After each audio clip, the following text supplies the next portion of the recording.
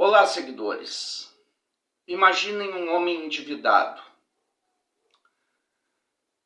com grandes dívidas a pagar, e junto a isso, saber que a sua mulher está grávida de um filho seu. Ao contrário de muitos pais que ficam felizes ao saber que um filho seu virá ao mundo, esse homem fica se remoendo. Ele não gosta da ideia de ser pai, porque sabe que suas dívidas ficarão ainda maiores se essa criança nascer. E para completar tudo isso, como se fosse a cereja do bolo, ele não se sente mais à vontade em continuar casado. Ele quer poder sair, conhecer novas mulheres que não seja a sua. Com tudo isso na cabeça, o que esse homem planeja? Ele planeja, para se livrar dos seus problemas financeiros e emocionais, a morte da sua mulher e do seu filho que ainda não nasceu. Porque ele sabe que assim, pelo menos é o que ele acredita, se livrará de todos os seus problemas numa única vez. Mas quem é esse homem? E quem é essa mulher que foi vítima dele? Seguidores, esse homem e essa mulher são os protagonistas do vídeo que eu vou narrar hoje para vocês, que é a história do caso de Laci e Scott Peterson.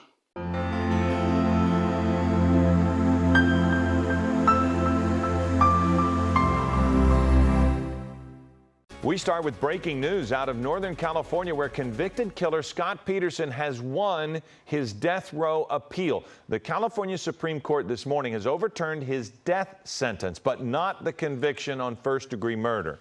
16 years ago, Peterson was found guilty of murdering his pregnant wife, Laci, in Modesto. He challenged both the murder conviction and the death sentence, claiming widespread media attention and errors in jury selection deprived him of a fair trial. The Stanislaus County prosecutor can decide to retry the penalty phase of the case, but a decision will likely not be made until next year. Hello, I'm Mark Brown. Click the ABC7 logo to subscribe to our Eyewitness News YouTube channel. Antes de começar a narrar o caso de hoje, seguidores, eu quero fazer uma recomendação para vocês, uma recomendação gratuita, né? Eu quero recomendar para os seguidores que gostam de canais de True Crime, como o que eu apresento para vocês, o canal da minha amiga e colega de youtuber, Dani Vendramini, que se chama Serial Crimes, certo? Ela está começando agora no canal, está precisando de uma força e eu tenho certeza que a propaganda é a alma do negócio, né, gente?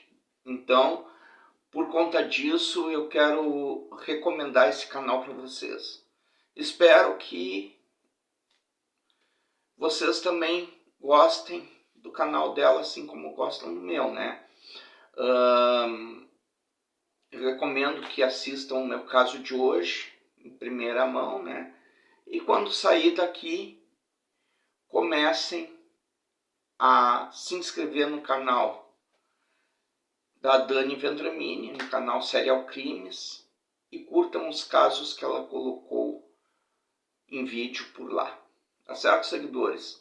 Agora sim, vamos ao caso de hoje. Scott Lee Peterson nasceu no dia 24 de outubro de 1972, filho de Lee Arthur Peterson, um empresário no ramo de embalagens e caixas, e da dona de boutique, Jacqueline Ellen Latam. Desde muito cedo, Scott se interessou pelo jogo de golfe, para seguir os caminhos do pai. Aos 14 anos, ele já era considerado um jogador de alta qualidade. Assim, com uma bolsa parcial no golfe, ele foi matriculado na Arizona State University, ficando próximo e jogando na mesma equipe que seu ídolo, Philip Mickelson.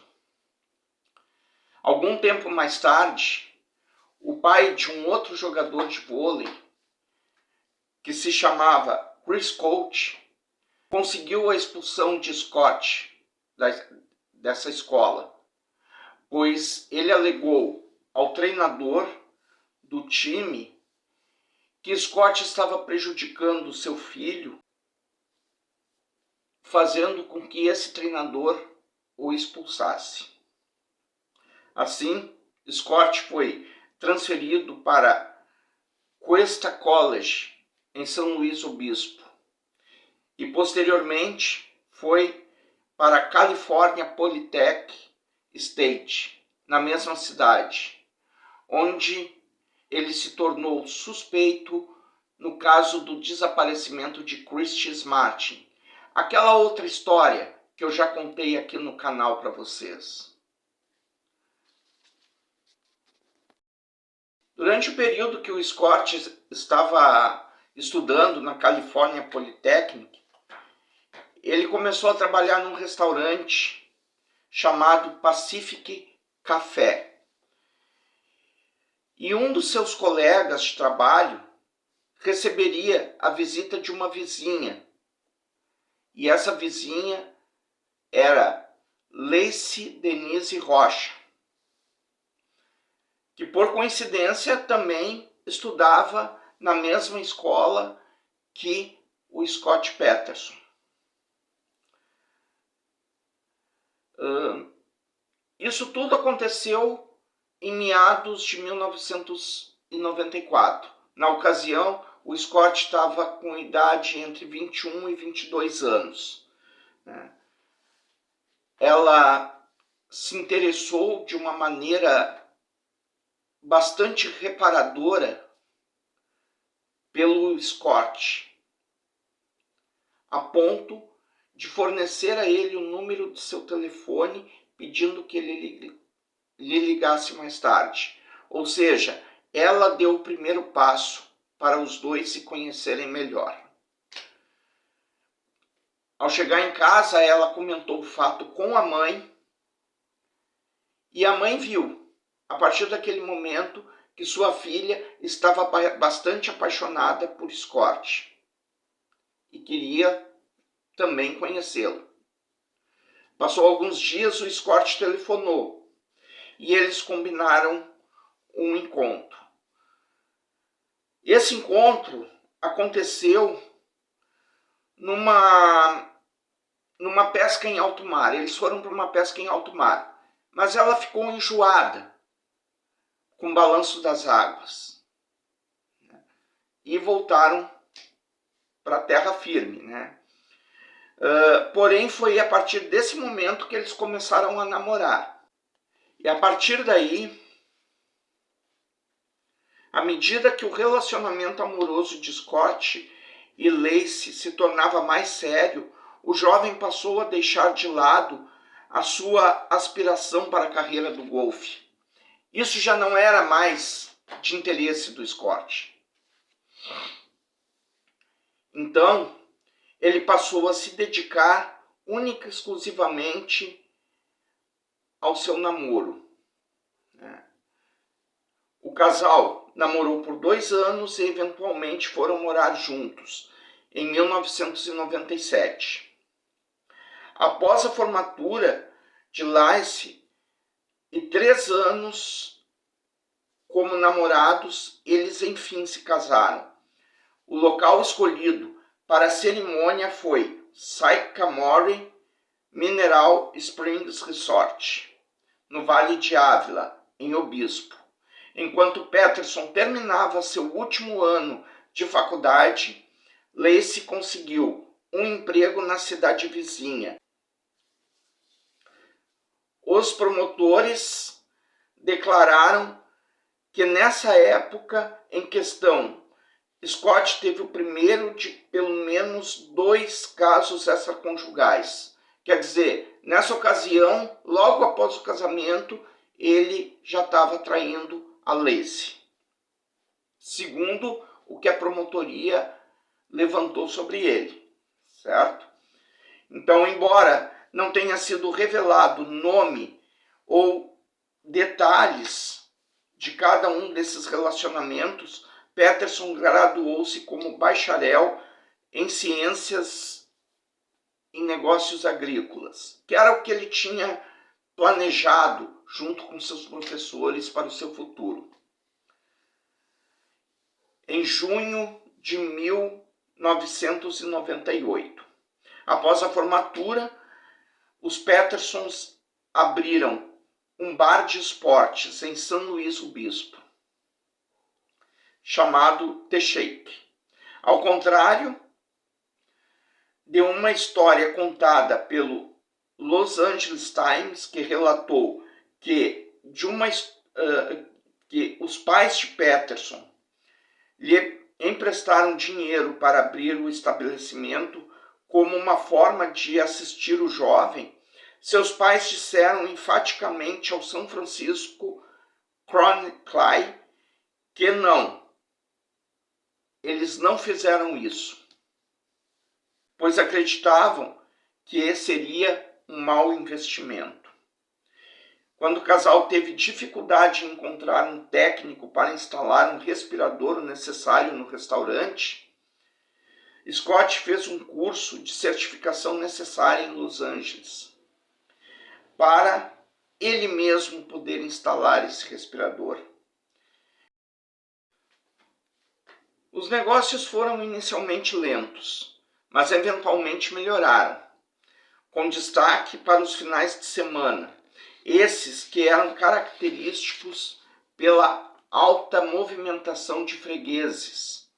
Os Petersons venderam o The Shake no ano 2000, quando se mudaram para a cidade natal de Lacey, a cidade de Modesto, para começar uma família. Em outubro do ano 2000, eles compraram um bangalô de 3 quartos e 2 banheiros por $177 mil. Lacey, logo depois, conseguiu um emprego de meio período como professora substituta.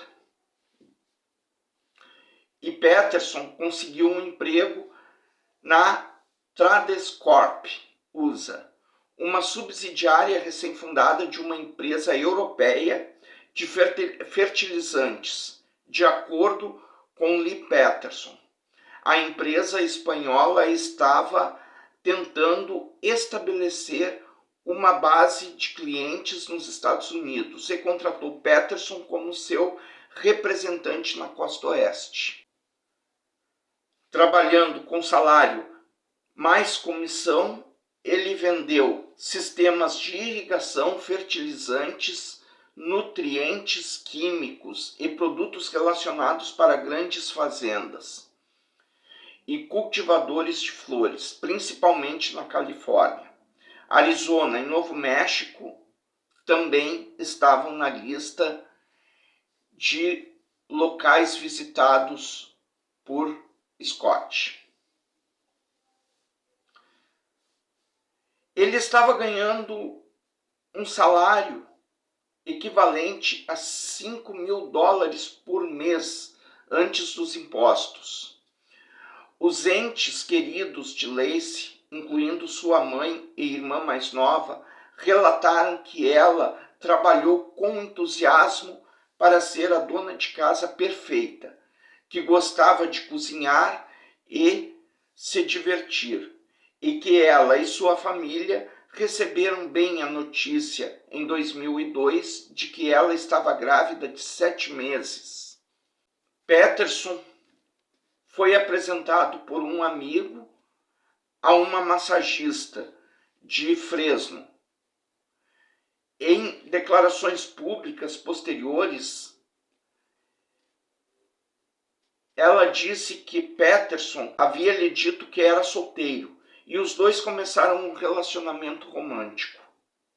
A última vez que os pais de Peterson viram Lacey foi durante um fim de semana de 3 dias que passaram juntos em Carmel, na Califórnia, uma semana antes do Natal. Agora, vou falar um pouco aqui sobre o desaparecimento de Lacey Peterson. Em 23 de dezembro de 2002, às 17 horas e 45 minutos, Scott e Lacey foram a Salon, um local de trabalho da irmã de Lacey, para um corte de cabelo mensal. Enquanto conversavam, Rocha disse que Peterson se ofereceu para pegar uma cesta de frutas que ela havia encomendado para o seu avô, como presente de Natal.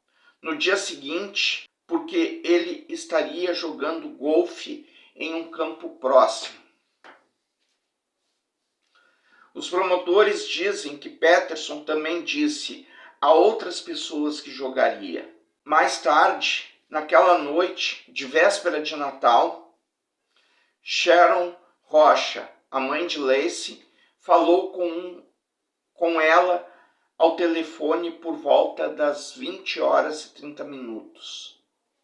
E essa foi a última comunicação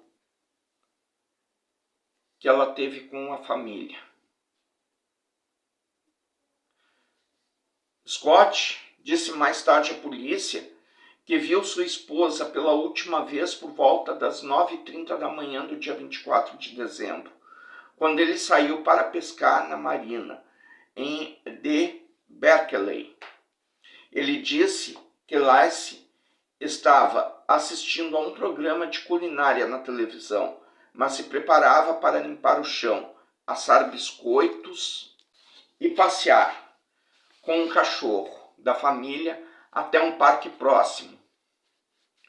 Mais tarde, naquela manhã, uma vizinha dos Peterson disse que encontrou o cachorro deles vagando pela rua, com a coleira no pescoço, e o devolveu ao quintal dos Peterson entre 10h10 e 10h17 da manhã. Cerca de meia hora depois, às 10h45, outro vizinho disse que encontrou o cachorro nas mesmas condições, vagando pela vizinhança, com uma coleira lamacenta, e também o devolveu ao quintal dos Peterson. Scott disse que voltou para casa naquela tarde para encontrá-la vazia. Peterson encontrou o cachorrinho em seu quintal e a Land Rover de Lacey estava na garagem. Ele tomou um banho e lavou as suas roupas porque se molhou durante a pesca.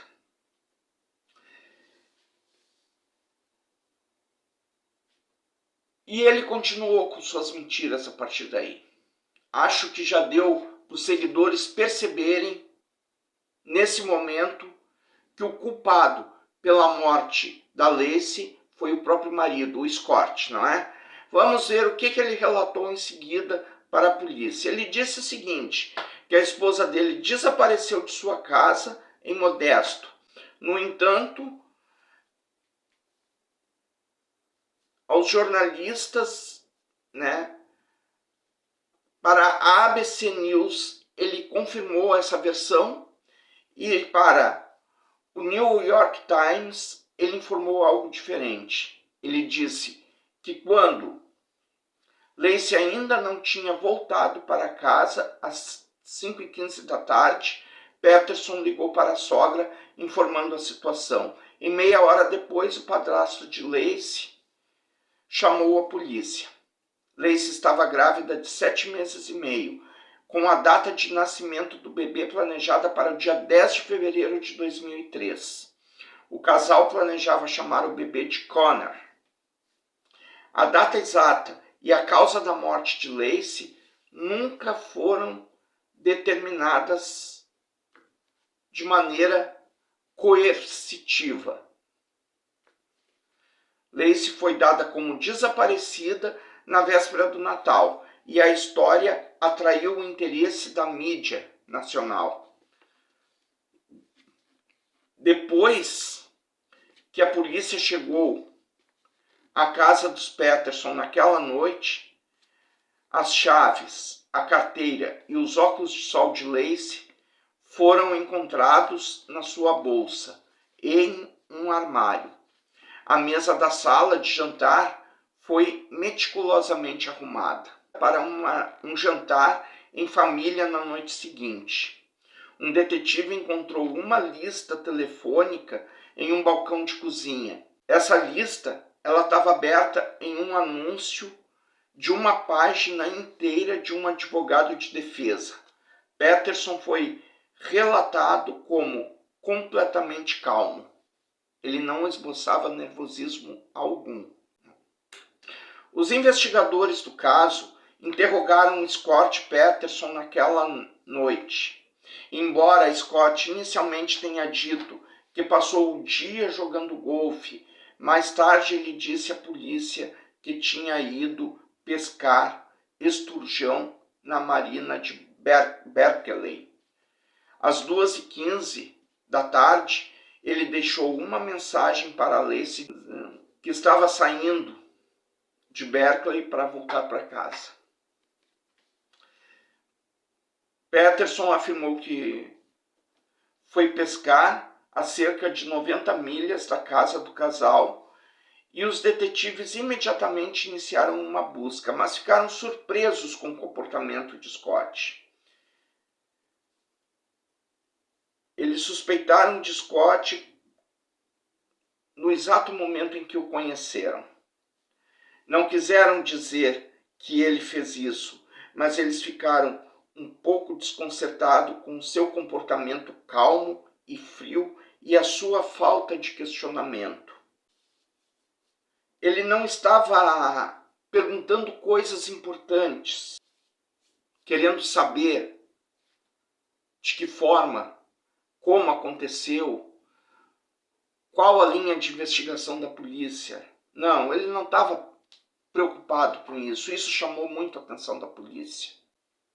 E a polícia não revelou imediatamente às pessoas que Peterson era um suspeito, principalmente porque depois de 4 ou 5 meses de desaparecimento da Lacey, no dia 13 de abril de 2003, um casal estava passeando com seu cachorro e encontrou um corpo em decomposição, mas bem preservado, de um feto do sexo masculino em uma área pantanosa da costa da Baía de São Francisco, no Parque Point Isabel Regional Shoreline de Richmond, ao norte de Berkeley. O cordão umbilical ainda estava preso, embora um juiz tenha selado os resultados da autópsia.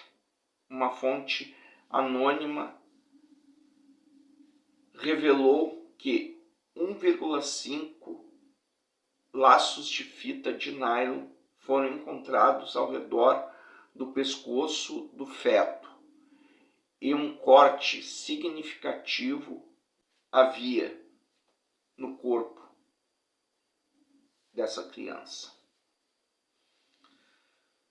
Um dia depois, um transeunte encontrou o torso de uma mulher grávida recentemente, vestindo calça bege e sutiã de maternidade, na costa leste da Bahia, ao longo de uma costa rochosa do mesmo parque, 1 milha de onde o corpo do bebê fora encontrado.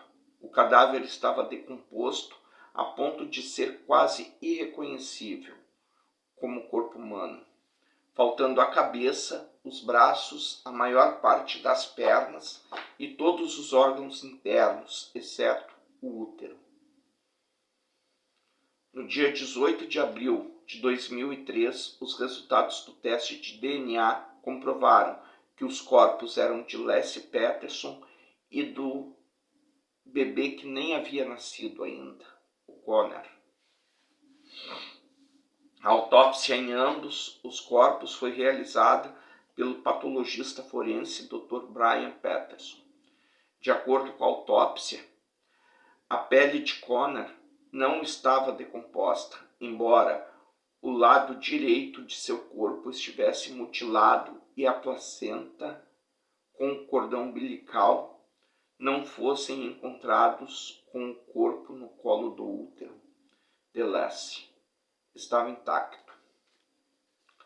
A data exata e a causa da morte de Laci nunca foram determinadas.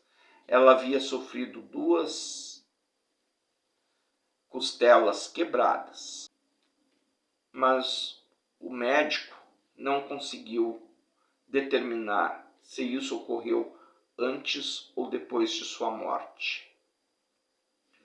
A parte superior do tronco de Laci havia sido esvaziada de órgãos internos, exceto o útero, como já falei aqui, que protegia o feto, explicando o nível inferior de decomposição que ele experimentou.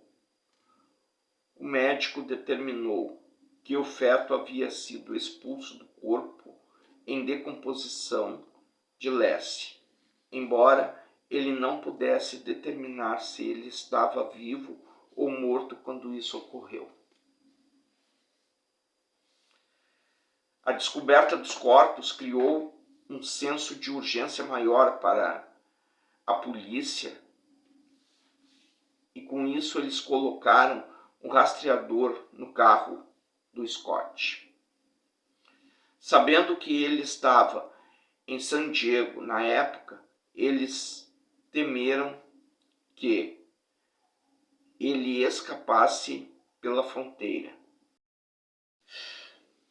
Falando um pouco sobre a prisão de Peterson agora,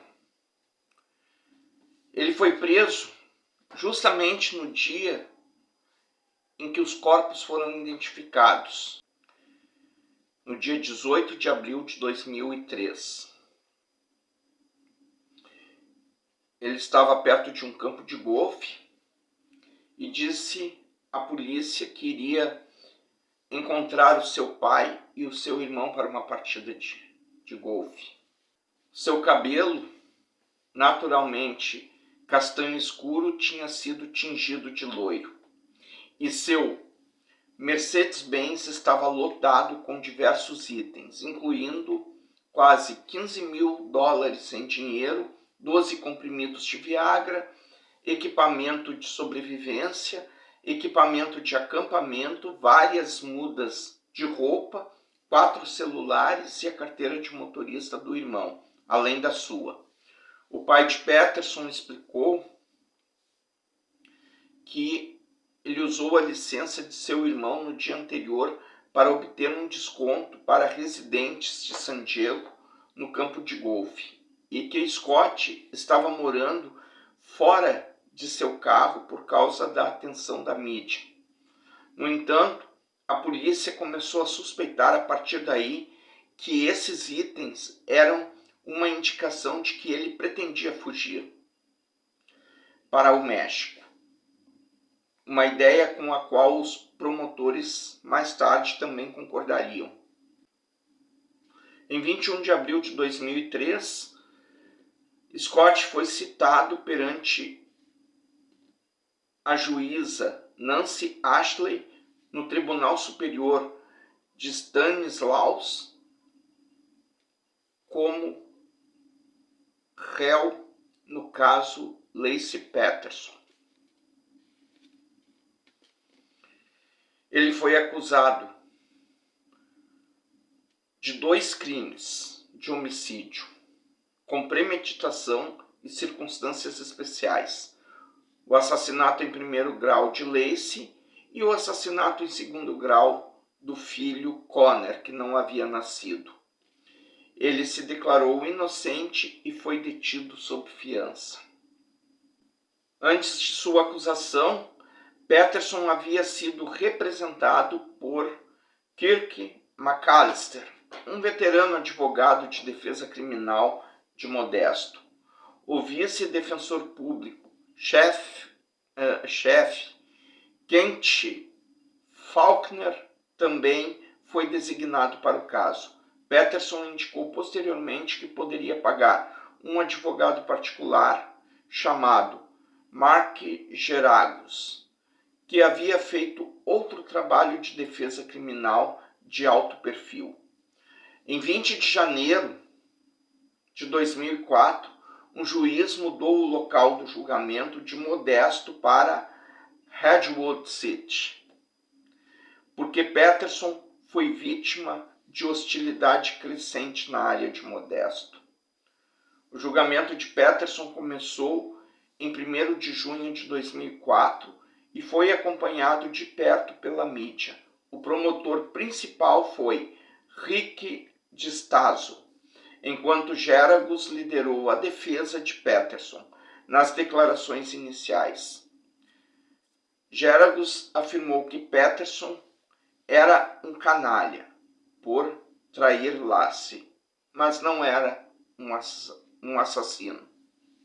Então, seguidores, com algumas testemunhas de acusação e outras testemunhas de defesa, o julgamento foi seguindo. Logicamente, as testemunhas de acusações pesaram mais. Os promotores alegaram que Peterson fez âncoras de cimento para pesar o corpo de sua esposa na Baía de São Francisco. No entanto, nenhuma foi encontrada quando a baía foi revistada.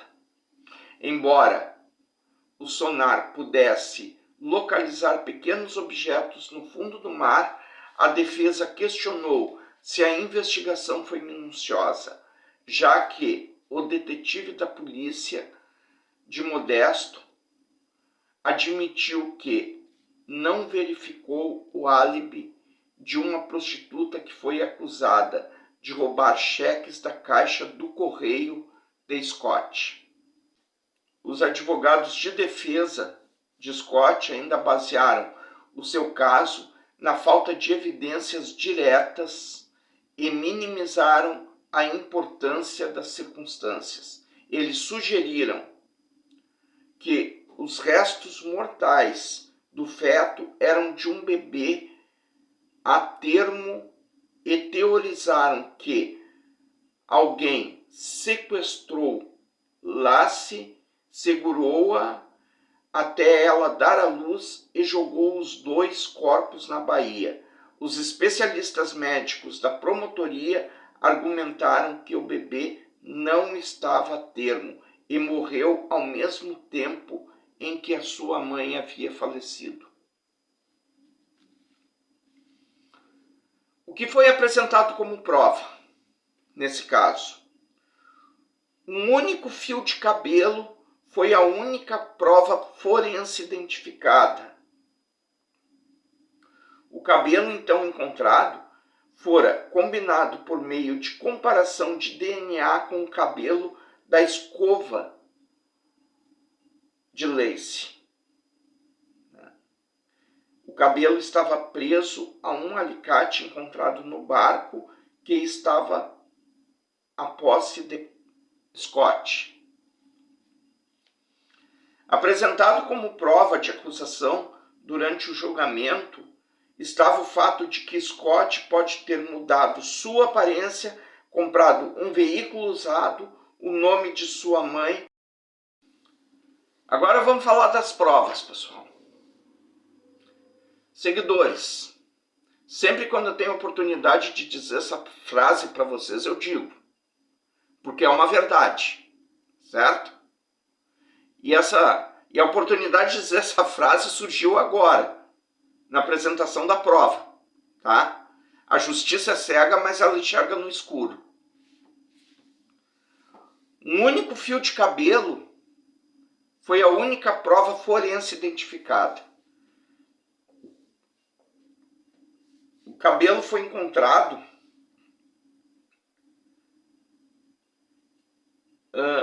preso num alicate que estava no barco que era de posse do Scott. Tinha um fio de cabelo preso nesse alicate. Aí o que aconteceu? Eles fizeram uma comparação de DNA com o cabelo da Lacey, que eles tiraram de uma escova de cabelo. E qual foi o resultado? Positivo, seguidores. Positivo. Assim sendo, isso foi apresentado como prova de acusação durante o julgamento. Além do que, o Peterson ele tinha mudado a sua aparência, ele tinha comprado veículo usando o nome da mãe, tudo para evitar o reconhecimento pela imprensa, enfim. Mas não adiantou de nada, tá? Não adiantou de nada. O principal, ele não fez. Que serviu como prova, que serviu de prova contra ele depois. Seguidores, vamos falar um pouco agora, brevemente, sobre o motivo desse crime cruel que esse homem cometeu, certo? O que a promotoria apresentou como provável causa desse crime?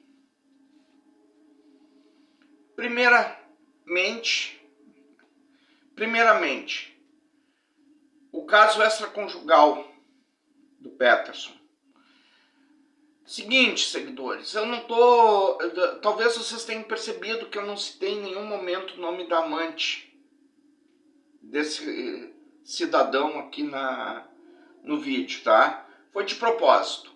Eu preferi não colocar o nome dela, afinal, ela não foi responsabilizada pela morte da Lacey em nenhum momento, certo? Em primeiro lugar, então, o caso extraconjugal do Peterson com essa mulher, certo? Segundo lugar, os problemas financeiros que ele estava atravessando. Peterson estava muito endividado e ele não sabia o que fazer para resolver as dívidas que ele tinha. E terceiro lugar,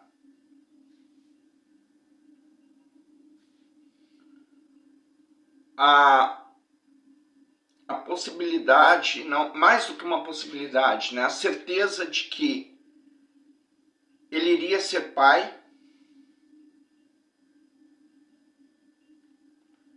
naquelas condições financeiras que ele estava atravessando. Ele acreditou que suas dívidas iriam ficar mais altas e por isso ele matou a Lacey e o bebê. Então, seguidores, o que passou pela cabeça do Scott foi o seguinte: A minha dívida está muito alta, a minha mulher está grávida, eu quero ficar solteiro de novo,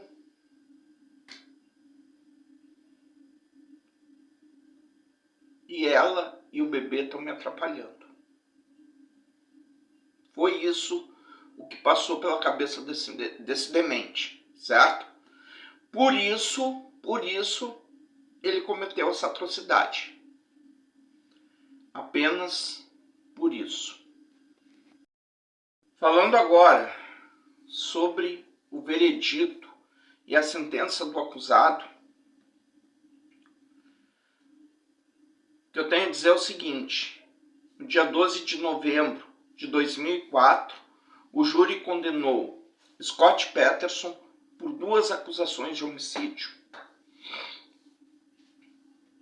O homicídio em primeiro grau, com as circunstâncias especiais, por matar a mulher, Lacey Peterson, e homicídio em segundo grau por matar o feto que ela carregava no ventre.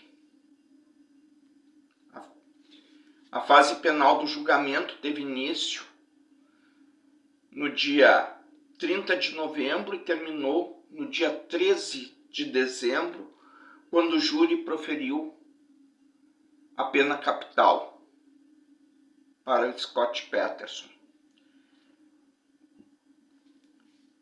Em 16 de março,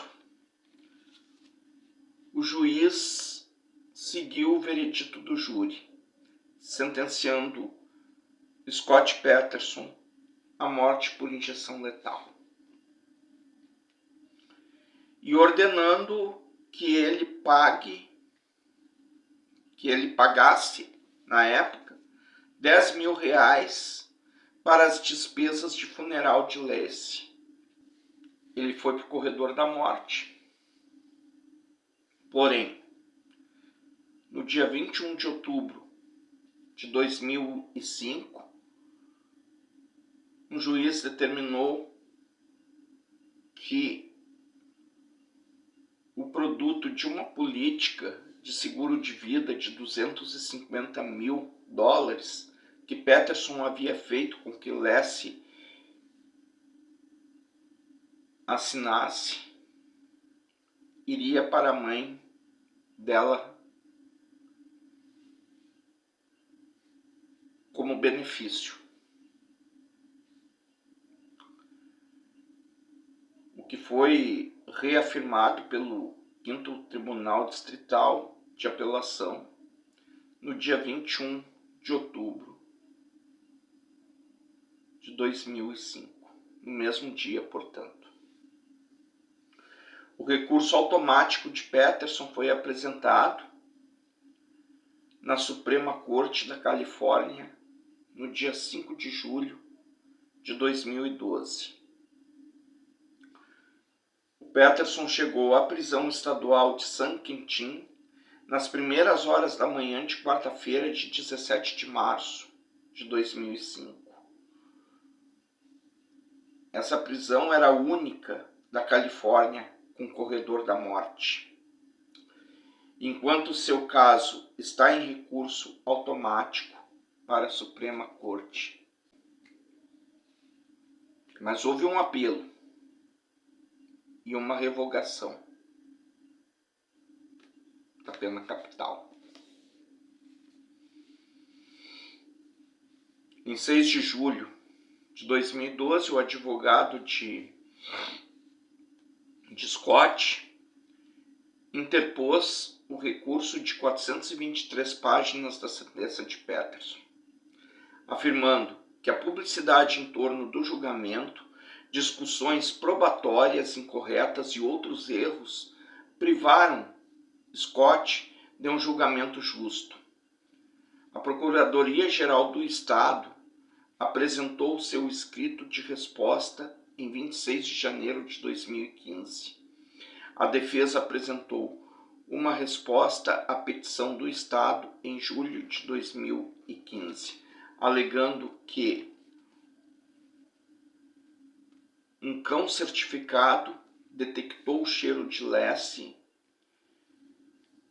na Marina de Berkeley.